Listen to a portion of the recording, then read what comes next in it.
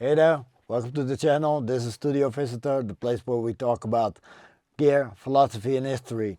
In this episode I took the invitation of Renzo, and Renzo runs his own company, Masterenzo. Masterenzo exists for quite some time and he has a lot of interesting stories to tell. My name is David Jones, I'm the Studio Visitor. This is yet another day, another story to tell, so let's make it happen.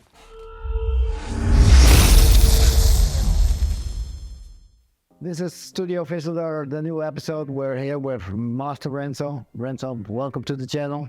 Thank you. Thank you for your hospitality, for having us. This is really a quite unique room you're in. Yes. It's actually it's more it's a treated living room. A treated living room. Yeah. How did you treat this? All by yourself or? All by myself. The first thing I did when we got the keys of this house is to put in an empty room, set up my speakers and an amp and a CD player, and press play and see what happens, because I was really anxious to know how to get to know how the room sounds. You never know, because I could hardly ask the former residents of this house to empty this room and to let me test it. Yeah. So that was a big surprise, but it turned out to be very good, and that's the same experience I had in my last studio, which is actually right across the street. I love old houses, and old houses are very leaky in terms of the heat. It's not very climate friendly, but for the sound, it's a very good thing, because especially the bass frequencies, they need to be released. They need to breathe. The problem really starts with just to mention, if all these walls were made of concrete, a very solid material, very hard material, not allowing anything to ventilate out of the room, then you would immediately have bass problems with standing waves and resonance. Like between, let's say, 60 Hz to 150 Hz. Yeah, the basic problematic room modes area. Yeah. And this room is very leaky, so all the ceiling is actually the old I don't know how you call it, cardboards, and everything is very breathy and very airy, and that makes it that the bass frequencies are very even sounding, and it's very natural sounding.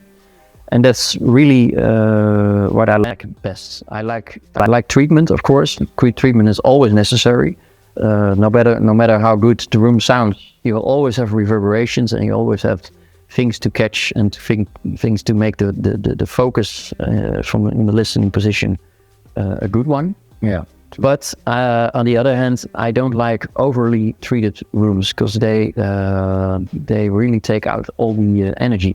And I really love the energy that playing something in a good living room with good speakers gives you a certain amount of energy, and that's the energy I want to recreate. The working in an Anechoic Chamber is not an option for you. Nope. Perhaps for mixing, because mixing rooms are different. They're usually have a lower ceiling and they're much more treated. But in the mix, you want to dive into the mix, and I don't want to dive into the mix. I want to look over the mix and see, like, okay, this is nice and this is nice, and gently sculpt it together. How long are you active now as a mastering engineer? How long does your company exist? I started in 2003, and 2003 is where you first begin and you start to do something, and you're starting the big journey, because this is a craft of experience. True. But as time moves on, I got to work at the Access Studios. I had a deal with them. Yeah, I got to put my monitoring system over there, and in exchange I could rent their room for 10 euros per hour, which is of course a bargain. Wow. Yeah, and I had my equipment in two portable cases, so I took my stuff, I put everything in 1 hour. It took me in the morning to set it all up, and then I could work for a day, and then pack it all in and leave again. So that was a bit, it was a lot of work, but it pays off, and it was a nice environment. It's a nice studio. It's a bit of the contrary of this, because this has daylight, and that metal studio is dark and black, and there's no daylight glimpse of nothing, zero. So this is better for me. I like connection, and I like the connection to outside, and I love it. Yeah. You said you like connection, but I don't see a couch in here, so clients can stop by. This is just a room for you to work solo. No, actually, I do quite a lot of attended sessions, and the people, maximum 2 people, sit on the chair you're sitting in right now. I like attended sessions because it gives the clients an insight. First of all, it gives an inside view of what I'm actually doing, because most of all, mastering is a craft of mysterious stuff that's happening to the audio, and nobody actually knows what really is being done.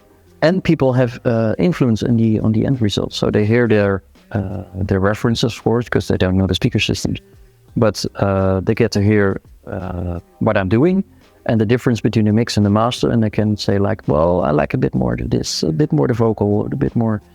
So they have the influence, and I really like that. The number of revisions is very low because of that.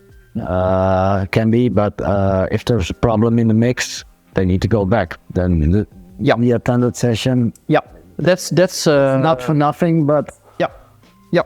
Well, usually they send me the mixes 1 week before. Okay. Yeah, so I can listen to them, and if I hear things that I really feel that should be addressed in the mix, then I'll let them know. And sometimes it's possible, and sometimes it's not possible, and then we'll have to work with what we can. Is there a certain workflow you adapted to yourself, and with some principles, and how long do you stick to these principles? Yeah, that's a good one. I know certain American engineers, and they can be a bit almost dogmatic. They really have a strong view on how to approach every project with the same view. And I'm like, well, you can do that, but there are limitations, because no mix is the same. And it only really works if you're working in very, very high level with very skilled engineers, and that every mix you get is of a very high standard. The mix usually tells me what to do. If a mix is good, then I just dial in to elevate the mixing. Yeah, it's in my humble opinion, templates are only useful for starting a mix in another mastering session. Yeah. And I do work, of course, with automated processes if I make masters for streaming or for other delivery. I do quite some work for broadcasting, and it's all R128, and that's different file format. But the mother master I make is all derived. All the different formats are derived from the mother master. So I work with automated processes to make it minus 0.3 LUFS and stuff like that. Talking about changes. How many changes have you seen going on since you started and now? Because you're almost 20 years in the process. Well, there were a couple of milestones. The easiest one, or the one I'm very fortunate about, is that CD has become. Of course, CD is still popular, actually. But CD has become easier, much easier, because when I started, I had it's still over there, I had the Plextor writer, and I had to actually write a master disc. I had to listen the whole disc for errors, and then seal it and then don't touch it, and then send it to the replicating company, and then hoping that it all succeeded to make a CD. It's all very physical media. And nowadays with DDP, it's just zeros and ones, and you do a file check, and it's done. And the other big thing is the streaming services that are really the standard right now.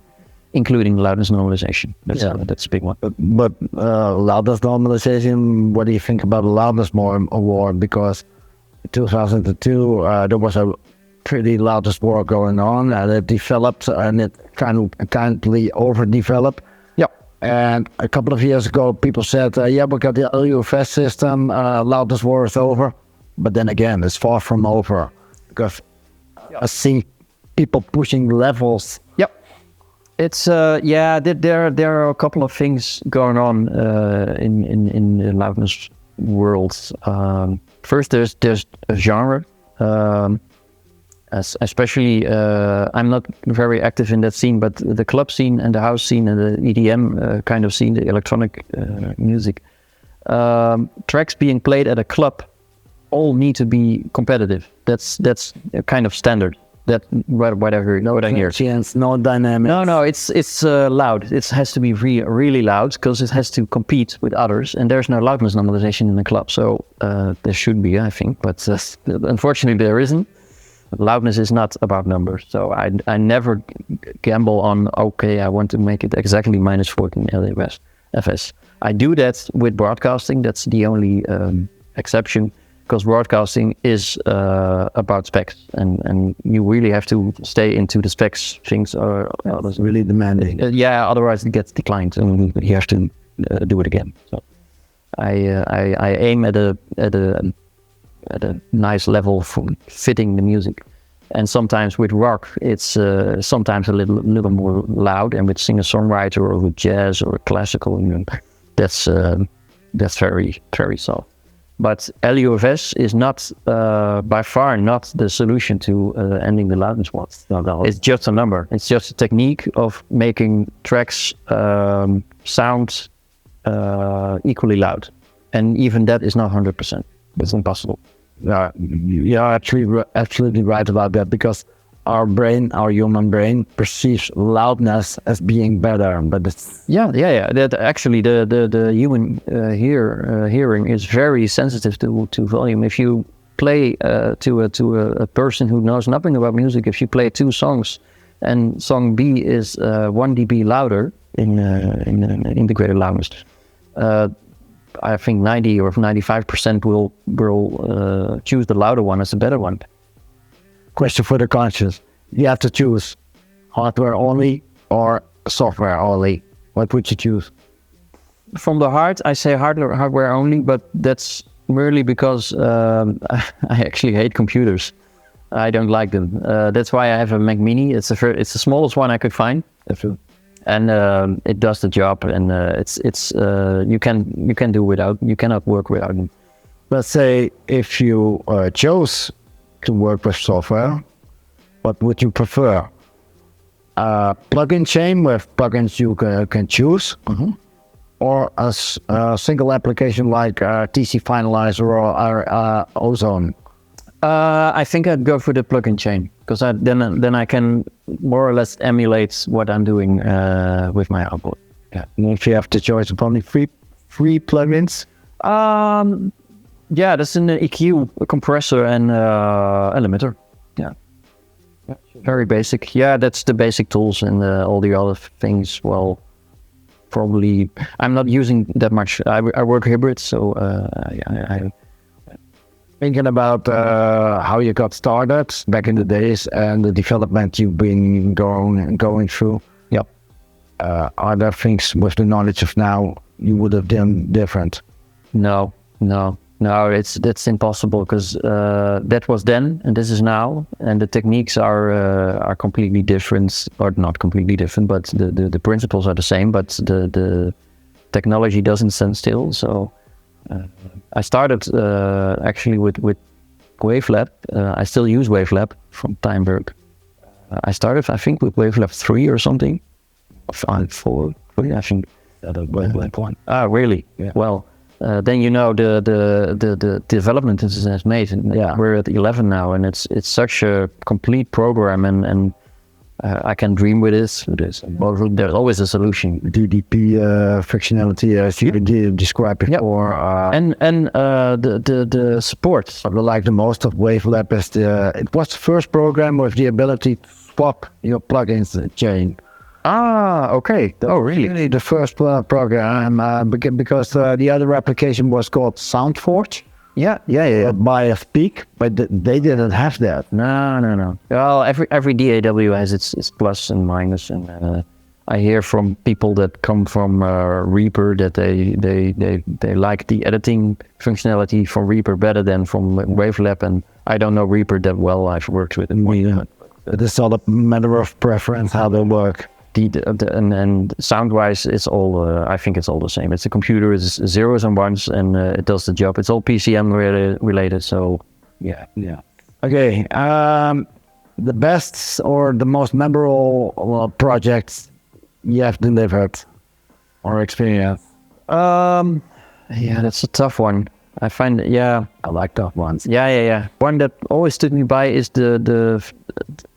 and that has not only to do with the music, but also with in 2015, I started on the other side of the street. I started working professionally. So that was kind of a point where I thought like, well, okay, let's make the jump. Let's go for it. And that's 7 years ago. And exactly in that year, I got to master an album from a singer-songwriter from Zwolle. Genuine singer-songwriter music with West African influences, so with lots of percussion and percussion, which I love. Different. Something, yeah. And the album was mixed very beautifully. It was very natural and very dynamic production. And still up to today, when I listen to it, I'm like, well, this sounds really nice. This sounds really genuine and very lively, dynamic, and it has all the whole album has a nice flow. And yeah, I think that's really because it marked also the starting of my professional career. Okay, talk us through what you use. How's your chain routed? Yes. Well, I have a fixed routing. I have 2 chains, which I can independently switch, which are placed after each other, so I cannot swap the change and I cannot swap anything on purpose, because I get too much choices if I swap things. I want it to be optimum and leave it with that, because it's the same with buying a bottle of a jar of peanut butter in the supermarket. I just want to buy a jar of peanut butter, a good peanut butter, and not with the extra creamer one or the sugar or just this. That's enough. Yeah. So I keep it simple. When I go out of the computer, I have my DDA.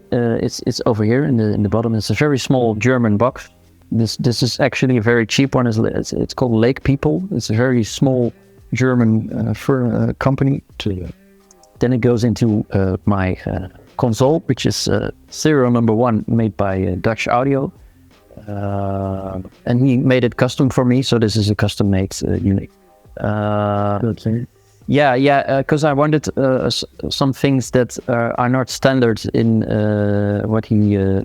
I think probably he works modular, so I think nowadays he can make it, of course. But this one has a volume control and switching for the chains, and it has an active trim to monitor with or without the chain without losing volume.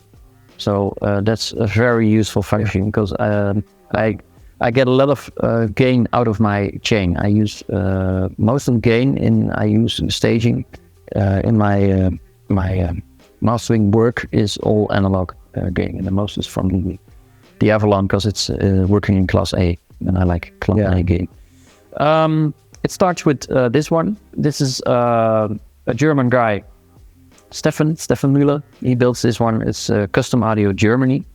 It's actually a Soundtech clone with I think Burr Brown op amps. I think I'm not so technical, but it sounds very transparent and very musical, but it's no color box at all, and it has some really nice functionality in the MS matrix when I switched into mid inside, and I also have volumes for mid inside, so I can actually Usually people tend to make things wider by turning up the sides. I almost always, when I use this, I make it more narrow and focus more on the center. So I make I give just a little bit of gain in the center channel to make it more like this. Not too much. With mid-side process, you need to be really careful, because it's if you put it too much, if you do too much difference between mid and side, it really starts to sound unnatural. The balance is the natural balance would be disturbed. Yeah. EQing in general is working with phase. That's the basic principle of EQing. And it can be very nice, but if you overdo it, it's going to be very phasey and very unnatural sounding. It's not pleasant for the ear. After that comes the this one. The Titans. Compressor limiters. I use them as compressors, and the Titans are amazing. Yeah, they're very, very natural, and I use it in parallel, so I can choose how much processing I use. I rarely go above 10, rarely, and even with the amount of gain reduction is usually 2 or 3 dBs, something. And I can choose to link it so that this one is the master and this one X follows as a slave and does exactly the same. Also in the reduction response from the left and the right channel is exactly the same. When I unlink it, they become 2 mono compressors. And sometimes it makes the stereo image a bit wider, because the difference between left and right is being exactly. And after that comes my beloved Avalon. It's not made anymore, so I'm very. This was my first piece, my first serious piece. I made. The crazy story about Avalon designs is normally a product is designed with in mind how much it's gonna cost and where to budget things out. Yeah. But these group of people said, okay, we're gonna design a class A EQ. Yeah. And it doesn't matter what it costs, the price tag is on return at the shop. Yeah. And that's what it's all about, but it's an amazing piece of gear. Yeah. I'm really proud. They had 2 lines. This is actually the cheaper line. Really? Yeah, because they have the AD series. Yeah. And that's the 2055, I think.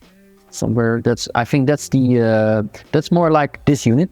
It's a very accurate compressor, EQ, sorry. But this one, there's also I think that's called the 737. That's a channel strip for microphone preamp. This one is actually made for to put on the mix bus. So it's actually more a mix tool than a mastering tool. But having said that, many mastering studios really like this one. And it has all to do with this little thing here. It's 6 bands, 3 shells and 3 bells. The reason why I like this is you need to do it by ear, and no values. No, just listen. Just listen. And that makes it. And it's only 6 bands, so you can really dial in the sweet spot, and that's amazing. I really like that.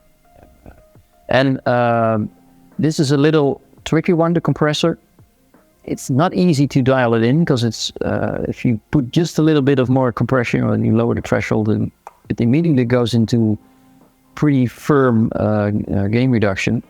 But usually the needle moves, but it's not much. 1 dB is already a lot, because it's not parallel.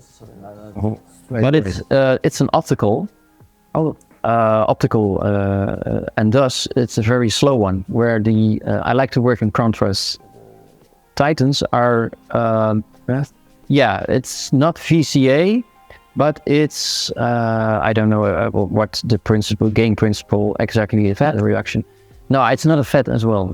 It's kind of a VCA, because it says here VCA color, but it's not exactly a VCA. But and after that, that's actually my first chain. which I call the natural chain.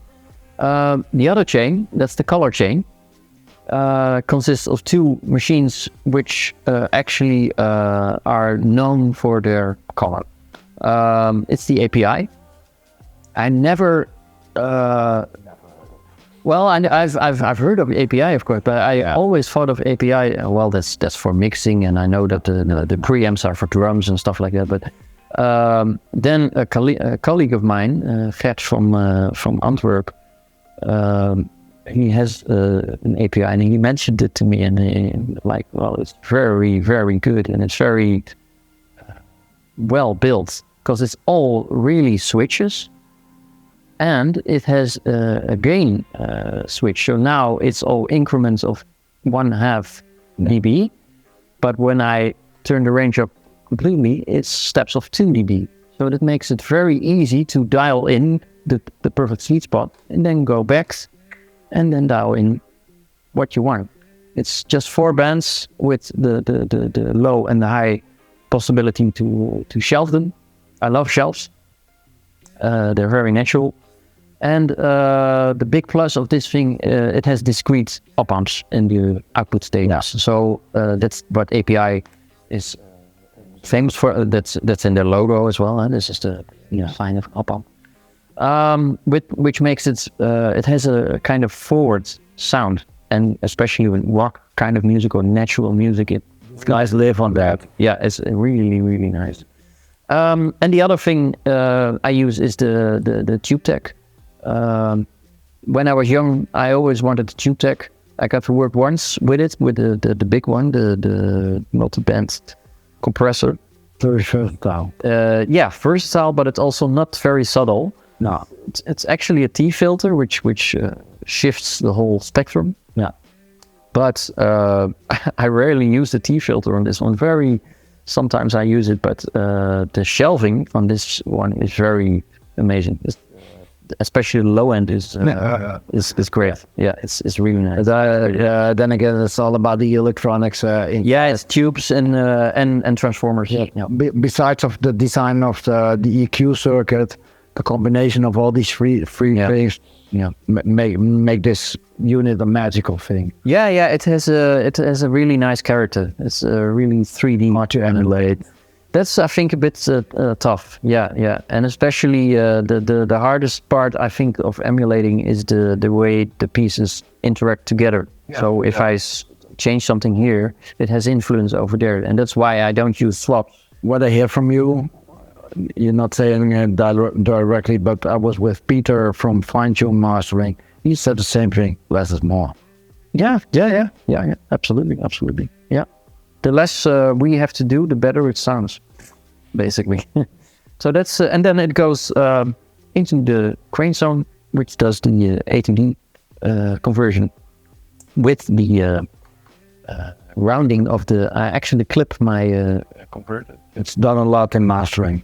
Yeah, and this one is very good at this. I think 70 or 80% of what I put out doesn't see a limiter at all. In my humble opinion, a limiter is only to slash off the peak. Yeah, even not for making loudness. Yeah, well, the limiter in a mixed context is indeed to make it more dense. If I want really transparency, I have another. There's one plugin that's called from Sir Audio Tools. That's called the clip. Sir Clip. Yeah, I know what you're. Yeah, the clipper. And that's very natural. That's just really with a scissor. Probably the best clipping plugin available. Yeah. So I actually do clipping. When necessary, I put in when it's rock or something. Some rock mixes are already very dense, but if I want it to be a bit more dense, then I use a limiter with only about 1 dB reduction or something like that. And I rarely go more than 1 dB. And a clipper. So clip, limit, clip, and then it's all natural. Okay, that's all about this, Masterenzo. Is there anything left to say for you? Well, not much, except that, of course, this is the greatest craft in the world. It's a craft of stamina. You have to really stick to your plan. If you have a plan and you have a vision, go for it. You get to work with amazing clients and amazing products and amazing musicians and production. So nowadays, the perception of time and distance is also I work with guys from Sweden and from England, and it's all there's no limit and there's no borders. Just make the best out of it and enjoy your music, especially because that's the most important. This is all funny stuff. Yeah, it's a playground, but the music is the only thing that counts. That's the only thing. You know the difference between an adult and a child? Well, there are many, but the price tag of toys. Yeah. Exactly. That's it for this episode. Thanks for watching. And see you up in the next one.